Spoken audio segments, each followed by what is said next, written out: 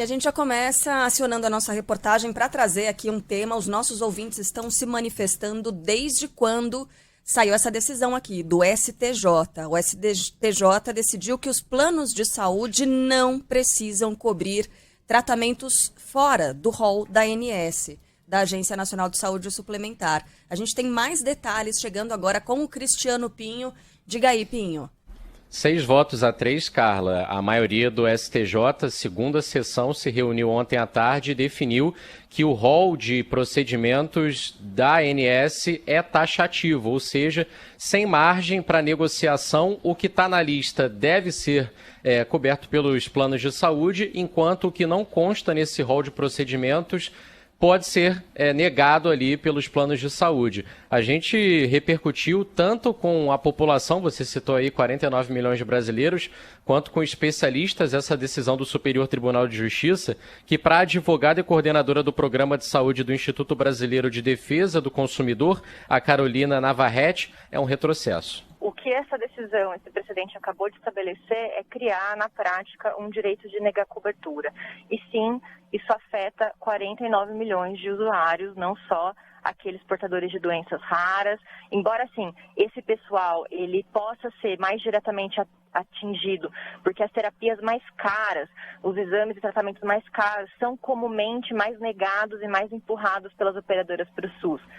A aposentada Daisy, com quem a gente conversou ontem, foi uma das pessoas que há 6 anos conseguiu ser beneficiada depois que recorreu à justiça para poder ter o seu tratamento contra lúpus custeado pelo plano de saúde dela. A partir da decisão de ontem do STJ, ela já não sabe se teria a mesma sorte. Hoje, depois dessa decisão de muita luta, ela conseguiu se tratar e se recuperou. O plano de saúde não quis pagar esse tratamento, que era caro, e eles alegaram que era um tratamento para pessoas com câncer. Mas o meu médico disse que era um tratamento que dava esperança para paciente com lúpus. Fez toda a papelada e eu fui para a justiça. A juíza determinou que o plano de saúde pagasse esse tratamento. É importante destacar que a decisão do STJ, ela não determina que todo juiz, por exemplo, que receba um pedido para que um plano de saúde faça ali, arque com os gastos de um tratamento que não está previsto inicialmente no rol,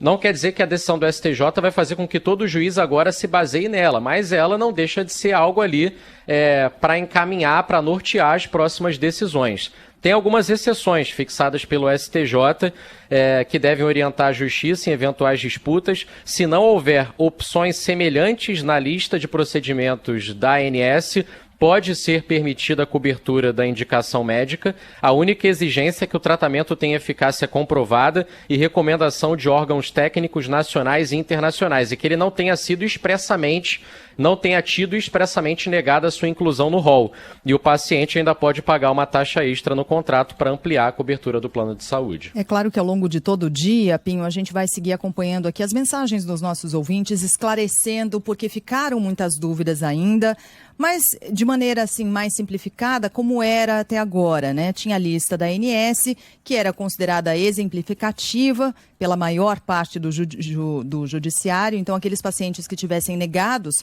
procedimentos, exames, cirurgias, medicamentos e que não constassem dessa lista, eles poderiam recorrer à justiça e conseguir essa cobertura. Agora, como fica a partir desse entendimento do STJ, é que o rol é taxativo, o que significa essa lista contém tudo que os planos são obrigados a pagar. Se não está no rol, não tem cobertura. Mesmo recorrendo à justiça, as operadoras não são obrigadas a pagar. E quando você fala aí de procedimentos que perderam a cobertura de planos de saúde, o rol é bem básico, não contempla vários tratamentos, como medicamentos aprovados recentemente, alguns tipos de quimioterapia oral, de radioterapia, cirurgia com técnicas mais elaboradas, técnicas de robótica. Então, nada disso continuará sendo coberto pelos planos de saúde. E aí, o que a gente tem de impacto, claro que a gente ainda vai acompanhar, né? Os impactos devem ser muitos, a depender do tratamento pelo qual a pessoa está passando, está sendo submetido, mas enfim, Haverá algumas exceções, como você disse. A lista, embora taxativa, admite, portanto, algumas exceções. Terapias recomendadas expressamente pelo Conselho Federal de Medicina, os tratamentos para câncer e as medicações off-label, que são usadas com prescrição médica para tratamentos que não constam da bula dessa medicação. Então, serão as exceções. Pacientes e pais de pacientes com microcefalia, autismo, nanismo, síndromes de vários tipos que provocam convulsões, gente que conseguiu, por exemplo, acesso a tratamento com canabidiol, né? Que não consta no rol da ANS, está todo mundo apavorado. Né? Tem remédios ali que custam mais de R$1.000 a dose, muito mais. E no extremo, é uma decisão que pode levar à morte, que pode condenar pessoas, inclusive crianças, à morte. Por isso é grave. Ao lado também das agências e etc., mas o lado mais fraco é sempre o do cliente, o do paciente. E é isso que a gente vai abordar durante todo o dia. A Cristina está se manifestando por aqui no WhatsApp, falando, olha, foi um total retrocesso. Se os tratamentos para crianças com autismo já eram difíceis, imagina agora.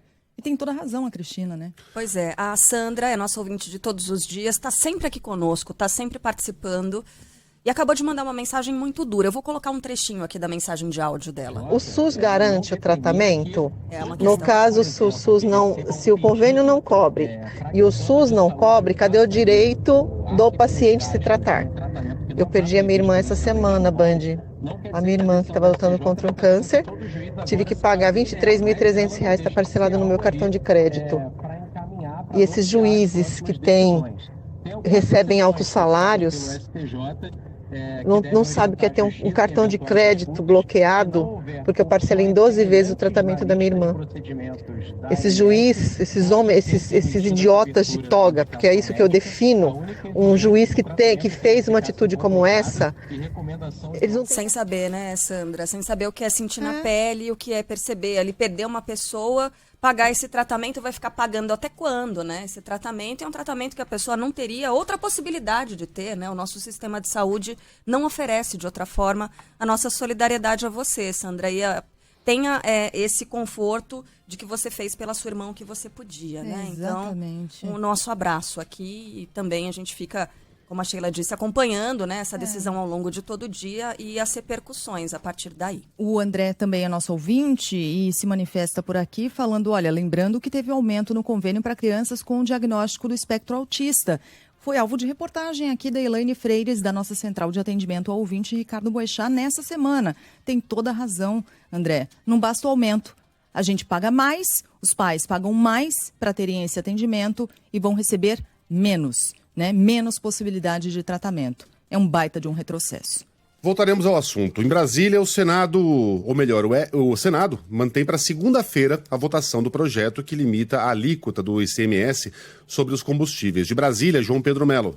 Depois de muitas reuniões e ajustes, o senador Fernando Bezerra Coelho apresentou o relatório sobre o projeto que limita o ICMS sobre combustíveis, energia elétrica e telecomunicações. A ideia é ler o relatório no plenário nessa quinta-feira, para que sejam feitas as discussões e o material fique pronto para votação na sessão de segunda-feira. A principal mudança é que o relator incluiu no texto a redução a 0 das alíquotas de PIS/COFINS sobre o álcool e a gasolina. E a ideia é de que as medidas adotadas possam diminuir os preços da gasolina e do diesel em até R$ 1,65. O fato é que a medida tem sido bastante criticada pelos secretários estaduais de Fazenda e até mesmo pelos governadores de estado, o que foi rebatido com veemência pelo relator do PLP, o senador Fernando Bezerra Coelho.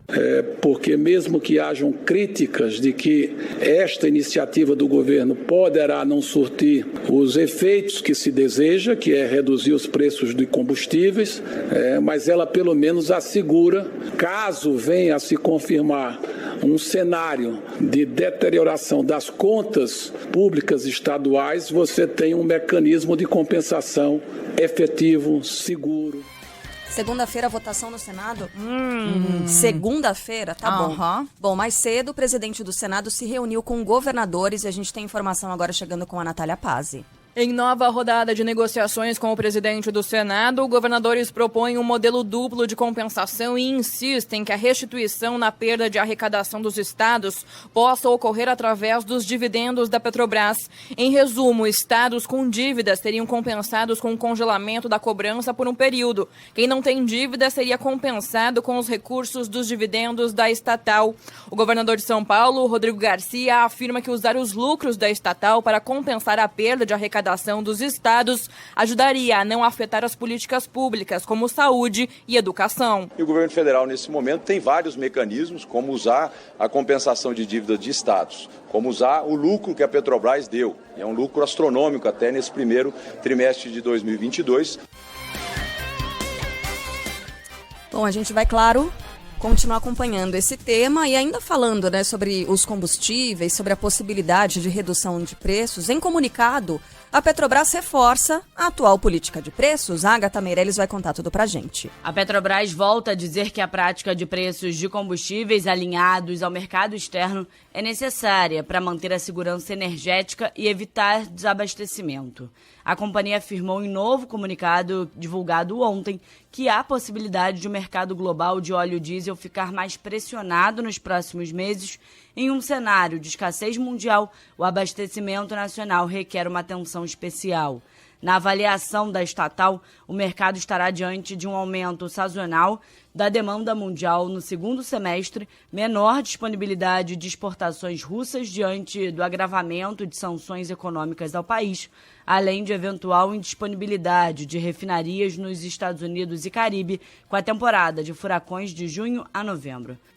Em passagem pelo Rio de Janeiro, o presidente Jair Bolsonaro voltou a criticar a Petrobras. Fala aí, Andresa Buzani. O presidente da República destaca o projeto aprovado na Câmara dos Deputados que fixa um teto de 17% para a alíquota de ICMS e critica a Petrobras ao falar sobre a alta da inflação e o preço dos combustíveis em um almoço com empresários no Rio. Para Jair Bolsonaro, a empresa não vem correspondendo ao esforço do governo federal para conter a alta nos preços. Nós devemos colaborar num momento difícil como esse. Bom, vamos falar de um dos maiores dramas atualmente do brasileiro, que são os preços altíssimos nos supermercados. O preço da cesta básica teve uma leve queda, mas segue acima dos R$700 na maioria das capitais brasileiras. A mais cara é encontrada em São Paulo, R$ 777, segundo o Diese. Na sequência aparece em Florianópolis, R$ 772, Porto Alegre, R$ 768 e Rio de Janeiro, R$ 723. De acordo com o Diese, o salário mínimo do Brasil deveria ser atualmente de R$ 6.535. Oi, nossa, doeu essa. Esse salário mínimo ofereceria uma vida digna ao brasileiro que o recebe. Só que esse valor é 5 vezes, mais de 5 vezes maior que o atual, de R$ 1.212. O dinheiro seria suficiente para suprir as despesas de uma família com alimentação, moradia, saúde, educação, higiene, transporte e lazer. Não dá mesmo, né? Não dá para pagar tudo com o salário mínimo. Agora, um novo estudo aponta que os brasileiros sem casa própria gastam, em média, 30% da renda familiar com o aluguel. Os dados são de uma pesquisa feita pelo Datafolha, encomendada pelo Quinto Andar, é uma empresa, que trabalha com imóveis. O valor médio do aluguel no Brasil é de R$ 686. Valor médio, a gente está falando de todo o país, tá? Pegou todo o território nacional, fez ali a média, R$ 686. É claro que ele pode chegar a um valor muito mais elevado, dependendo da região. Por exemplo, no Sudeste, é a região mais cara do Brasil para se viver de aluguel. Média, R$ 824. E atenção, média, porque você pegou todo o território da região Sudeste e tirou uma média. Porque em alguns bairros, vamos colocar um apartamento de 2 quartos, um apartamento de 5 metros quadrados, menos de 70 metros quadrados. Numa região, por exemplo, da Lapa, Jaguaré, perto de onde o Megali mora. Perto de R$2.000, vai. Se não mais, né? Se não mais de R$2.000. Notei que você escolheu um apartamento bem específico, numa área muito específica da cidade. Não, mas não é igual ao meu, não. O meu é maior, que não, mentira. Não, mas não é. Uns R$2.000, vai, para colocar vou colocar aqui na nossa bolha, tudo bem, eu usei um exemplo muito específico da nossa região. Para nossa bolha, R$2.000 de aluguel. Em média, R$824 no Sudeste. E a gente acabou de falar do salário mínimo. Como é que uma família que tem um rendimento de R$1.212 consegue sobreviver pagando um aluguel de R$824? E uma cesta básica de 700 já não dá. Então, ou você mora ou você come, né? Você tem a possibilidade de comer e não morar em lugar nenhum se você ganha um salário mínimo. E aí você tem a cesta básica, R$700, como a gente falou na maioria das capitais brasileiras. Para cozinhar você precisa de um botijão de gás. 120, 140, já não cabe. Não cabe, você tem de escolher uma coisa ou outra. E o transporte? Porque você vai morar longe, né? Você vai escolher um lugar mais barato, normalmente você vai morar longe dos grandes centros. Os mais baratos... Gente, tanta coisa. Roupa, você não pode sair descalço e nem nu. Não, e tomar remédio. Remédio. Esquece. Shampoo. Exato. Você tem que comprar uma escova de dente. É tanta coisa. É tanta coisa que não cabe nesse orçamento que a gente percebe por que tanta gente está voltando a cozinhar com lenha, por que tanta gente está indo buscar resto de carne em sobra de açougue, né? Por que tem tanta gente partindo para o desespero mesmo. Nosso ouvinte de Arthur Alvim, zona leste da cidade de São Paulo, Wellington, está dizendo, olha, aluguel de um apartamento Coab 1, né, na zona leste, R$1.100. Isso não é exagero você falar que R$2.000 você está pagando aluguel. Não, está pagando um valor bem honesto, digamos assim, para uma região mais central de São Paulo.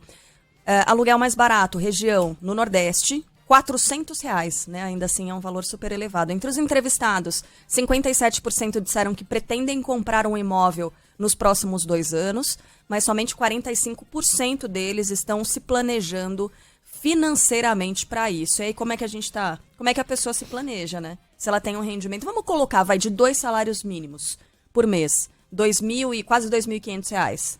Cara, como é que você vai se planejar pagando aluguel para conseguir transformar isso em parcela, sendo que agora a gente tem o crédito ainda mais caro, né? Taxa de juros ainda mais elevada por causa da Selic que vem subindo, então não tá fácil para essas pessoas que não conseguem, e é o projeto de uma vida, né? Infelizmente, morar no Brasil na casa própria é projeto para uma vida inteira. Elizabeth Siqueira, sou aposentada, recebo o salário mínimo, pago aluguel, luz e água. Muitas vezes eu tenho que escolher, né? Gente, qual desses ela vai pagar. Tem gente aqui, não sei se é real, mas o cara fala aqui que a cesta básica dele, cadê? Minha gente, perdi. É mais barata que essa, só que inclui apenas sal, colorau, farinha e fubá. Isso não é uma cesta básica, né? É uma cesta básica para meramente sobreviver. E o Pedro Henrique diz que trabalha 10 horas por dia, não sei o que ele faz, ele não conta aqui, mas que ganha R$900. Ou seja, nem o mínimo. Obrigado, gente. Tem morador aqui de Osasco falando que mora num apartamento de menos de 50 metros quadrados, R$1.700 só o aluguel. Ainda tem condomínio, luz, gás. É verdade, é isso, conta de luz, né? Conta de gás. Para quem não tem ali o botijão, é o gás encanado. Enfim, conta de água. Tudo essencial. Estamos falando de tudo que é essencial. Em frente, a Polícia Federal apura a relação de um suspeito preso com o desaparecimento de um indigenista e um jornalista inglês na Amazônia. Arthur Coelho. Os órgãos de segurança afirmam que ainda não há indícios fortes de crimes no caso do desaparecimento do jornalista indigenista da FUNAI, mas não descarta a possibilidade. Em coletiva de imprensa ontem, em Manaus, o superintendente da Polícia Federal no Amazonas, Alexandre Fontes, afirmou que a hipótese sobre a causa do desaparecimento ainda está aberta e não descarta nenhuma linha investigativa, inclusive de homicídio. Dom Philips e Bruno Pereira estão desaparecidos desde domingo da terra indígena Vale do Javari, na região do município de Atalaia do Norte, no oeste do Amazonas. As buscas chegam hoje ao 5º dia. Segundo o superintendente, grupos envolvidos com tráfico de drogas estão sendo investigados por possível ligação com o caso. Nós, a Polícia Federal, temos um inquérito policial instaurado para apurar a organização criminosa ou organizações criminosas que atuam nessa região, dedicada ao tráfico de drogas e esses crimes transfronteiriços. E, claro, paralelo a isso, sem prejuízo dessa investigação, nós também vamos apurar eventual homicídio, caso tenha ocorrido, né? Nós não descartamos nenhuma linha investigativa. De acordo com a PF, 250 homens são empregados nas ações de busca. Além disso, 2 aeronaves, 3 drones e 16 embarcações. O secretário de Segurança Pública do Amazonas, General Carlos Mansu, falou sobre o andamento da investigação. Estamos com esperança de encontrá-los ainda com vida, de ter tido algum problema na embarcação, de terem entrado num braço de rio, né, de estarem em algum local da selva, enfim, que a área ali é bastante complexa, né? É selva, né? Selva. Enfim, então nós estamos ainda nesse viés da investigação, né, em cima do desaparecimento. Ainda não temos indícios ainda, né, fortes de crime, ok? Estamos investigando.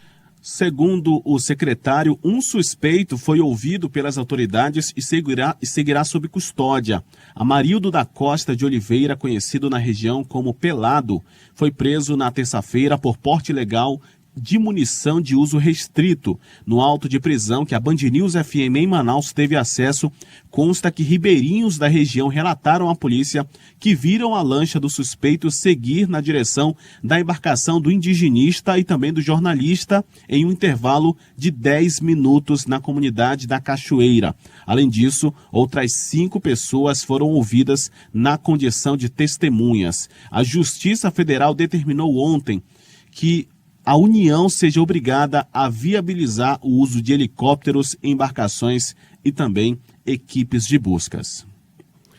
Bom, obrigado Arthur, ontem audiência pública na Câmara dos Deputados, o ministro da Defesa, Paulo Sérgio Nogueira, negou que tenha havido atraso nas buscas por Bruno Araújo e Dom Phillips. Quero deixar bem claro, imediatamente após a notícia circular, o ministro da Defesa comunicou-se com os 3 comandantes de força para que os 3 iniciassem planejamentos para o socorro à dupla de desaparecidos. Nós estamos falando de Atalaia do Norte. Nós estamos falando de um local que não chega nem avião, não tem campo de pouso em Atalaia do Norte. Chega em Tabatinga, que de Tabatinga para Atalaia do Norte, de barco, já é um bom tempo.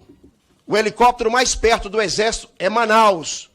E a base, o 4º Bavex, imediatamente já estava pronto para, na manhã de ontem, levantar voo e para atuar na área. Ontem, nos arredores do Centro de Convenções em que acontece desde ontem a Cúpula das Américas, circulava um caminhãozinho com um telão de LED ou sei lá o quê, mas que ficava transmitindo mensagens políticas ali. Inclusive, teve uma sobre o presidente Bolsonaro, mas não era só sobre o Brasil, não, sobre vários assuntos. Em dado momento, nesse revezamento aí de mensagens, apareceram a foto dos dois, e em inglês as palavras ameaçados e agora desaparecidos. Então você vê que é um assunto que realmente está na boca do mundo, né? Tá fazendo parte das grandes discussões e repercutindo muito mal. Sobre a Cúpula das Américas, começou o evento com a presença de Jair Bolsonaro. Quem tem os detalhes é o Arthur Queiroz.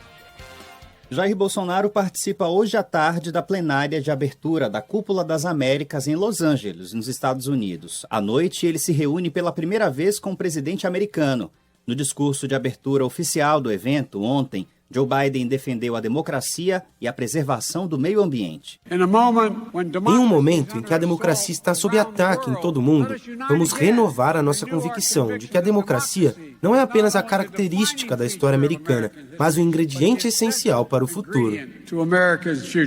Sobre o avanço da China nas parcerias comerciais com países da América Latina, Biden disse que o próprio hemisfério tem todas as ferramentas que precisa para fornecer a segurança e o avanço econômico.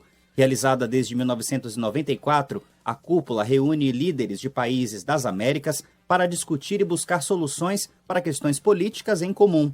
Mas a decisão de Biden de não convidar os líderes de Cuba, Venezuela e Nicarágua, por considerar que essas nações têm regimes autoritários, acabou gerando um boicote de outros países. Em protesto, o presidente do México e os líderes de El Salvador, Honduras e Guatemala faltaram à reunião.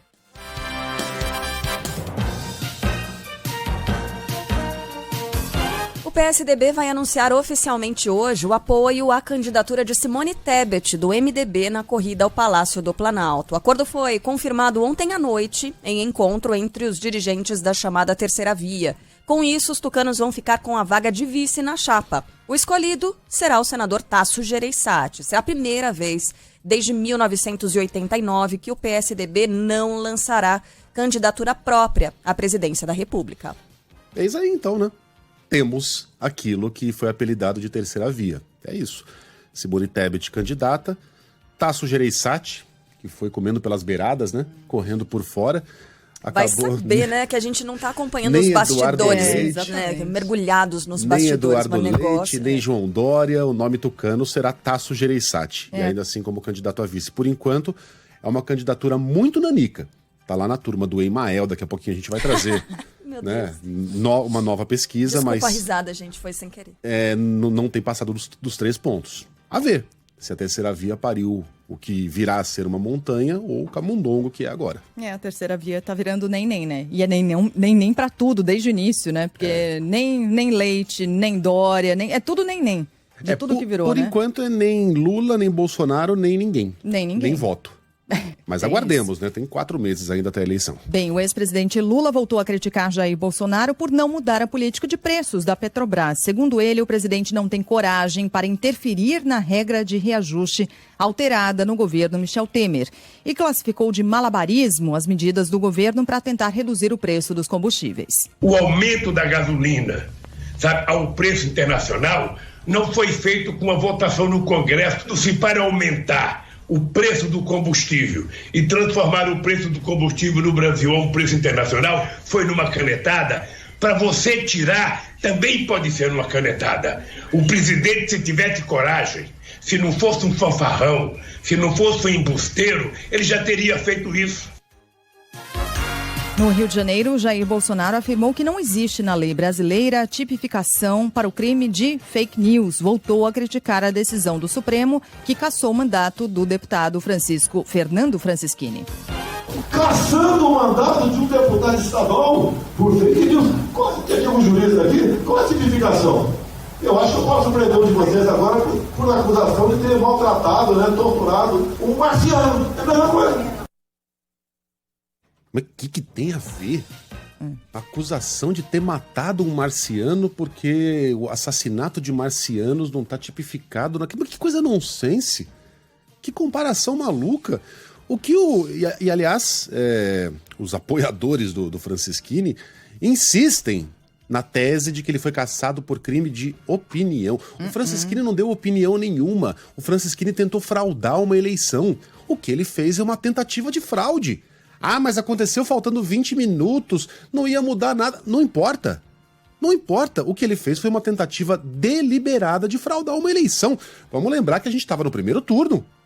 Ainda tinha todo o segundo turno pela frente. Era do interesse dele, dos seus, bagunçar o coreto. Já colocar dúvida ali em relação ao funcionamento das urnas. Ele mentiu deliberadamente, ele não se enganou. Outra que agora adotaram, não, ele se enganou e depois ele não se enganou. Ele afirmou que recebeu da Justiça Eleitoral a informação de que urnas foram trocadas, porque o nome de Bolsonaro não estava aparecendo. Isso era mentira. Isso foi uma invenção da cabeça dele, então ele não foi cassado por crime de opinião. Ele não foi cassado porque cometeu um erro, ele foi cassado porque ele tentou cometer uma fraude eleitoral. Abuso de poder político. Usando esse poder, essa vantagem que ele tem. Exatamente, tendo lá dezenas de milhares de seguidores, 70 mil pessoas acompanharam essa live. Em tempo real. Ele usou o próprio poder político para tentar fraudar uma eleição. Foi isso que ele fez. E isso está perfeitamente tipificado na nossa lei, no nosso arcabouço jurídico. Então para com esse papo. Quem foi cassado foi um mentiroso que tentou fraudar uma eleição em que não havia sinal de fraude. Um vagabundo. Bom, deixa eu voltar aqui aos candidatos, porque o eleitor do Ciro Gomes, como lulista, como bolsonarista, é um apaixonado. Né? E eles reclamam muito quando a gente fala de terceira. Por que vocês não definem o Ciro como terceira via? Tem razão. Eles têm razão. Por que terceira via virou a centro-direita, mas não a centro-esquerda? que é representada ali na figura do Ciro para muita gente. Tá certo. Então vamos falar da outra terceira via, Ciro Gomes, do PDT, que segue cumprindo a agenda no Rio Grande do Sul até o fim da semana. O pré-candidato tem dificuldade para formar alianças e ainda vê o PT tentando cortejar o próprio PDT para o campo de Lula.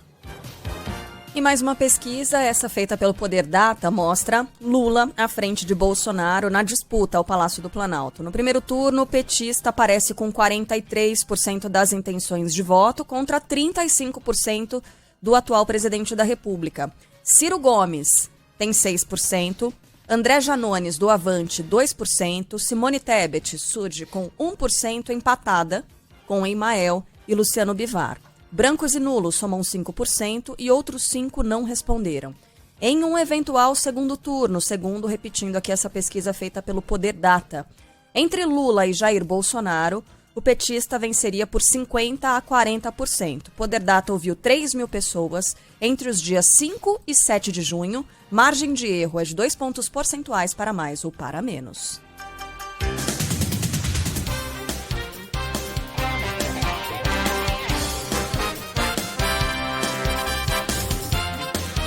Vamos acionar agora a nossa equipe no Rio de Janeiro, mais uma vez, agora para falar da perícia, que vai determinar a causa do princípio de incêndio que atingiu um hospital em Copacabana, na Zona Sul. Amanda Oliveira tem os detalhes. O Corpo de Bombeiros afirma que o Hospital São Lucas, em Copacabana, na zona sul do Rio, não tem certificado de aprovação da corporação. A unidade de saúde foi atingida por um incêndio na manhã desta quarta-feira. Uma perícia da Polícia Civil deve determinar a causa das chamas, que começaram por volta de 9 horas da manhã e foram controladas antes das 10 horas, segundo o Corpo de Bombeiros. Ninguém ficou ferido. A corporação informou que um curto-circuito em um gerador de energia pode ter sido a causa do incêndio. Moradores relatam que já ouviam barulhos desse gerador desde a noite anterior. Quem estava na unidade de saúde disse que também ouviu barulhos antes do fogo. César Firmo, que acompanhava a mulher, disse que chegou a alertar os enfermeiros. Eu tinha escutado um estrondo, o primeiro estrondo, depois uma sequência de estrondos, né? Eu ainda avisei a enfermagem, né, que estava tendo um estrondo e havia uma evacuação. A parte de baixo o pessoal já estava saindo, né? Então logo, passado cerca de uns 5 minutos no máximo, eu voltei ao quarto, pedi para que ela se arrumasse, que nós íamos descer do jeito que estávamos. A gente está exibindo as imagens aqui para quem está acompanhando no YouTube, uma movimentação enorme, né, de pacientes sendo retirados às pressas desse hospital. É um grande hospital que fica em Copacabana, na zona sul do Rio de Janeiro, muitos sendo acolhidos ali em estabelecimentos comerciais próximos, em edifícios residenciais também, o acolhimento de toda a área, né, essa região, a vizinhança, mas ainda bem, nenhuma pessoa ficou ferida nesse incêndio. E a gente vai trazer mais informações aqui ao longo do dia com a nossa reportagem no Rio de Janeiro. Agora 7h35. Futebol, com Milton Neves. Oferecimento Sicredi. Conheça a primeira instituição financeira cooperativa do Brasil. Sicredi. Gente que coopera, cresce. Casa do Construtor. Aluguel de equipamentos. Ligue 0800 200 0217. E Safra. Empréstimo com garantia do Saque Aniversário FGTS é na Safra Financeira.